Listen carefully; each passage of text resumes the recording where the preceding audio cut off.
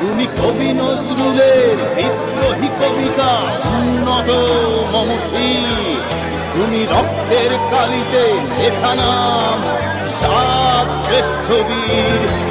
তুমি সুরের পাখি আব্বাসে দরদ ভরা সেই গান, তুমি আব্দুল আলিমের সর্বনাশা পদ্মা নদীর টান।